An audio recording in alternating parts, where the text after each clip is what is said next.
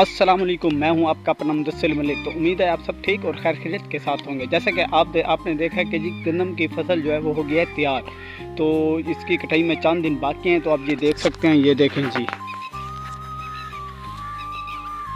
ماشاءاللہ جی۔ امید ہے آپ کو میری جو ویڈیو پسند آ رہی ہوگی تو کر دیں میرے چینل کو سبسکرائب، کیونکہ میں ہوں آپ کا اپنا مدثر ملک۔ تو یہ آپ دیکھ سکتے ہیں کہ جیسا کہ گندم کی جو کٹائی ہے وہ ہونے والی ہے اور چند دن باقی ہیں، تو گندم جو ہے وہ پکنا شروع ہو گئی ہے۔ تو یہ دیکھیں،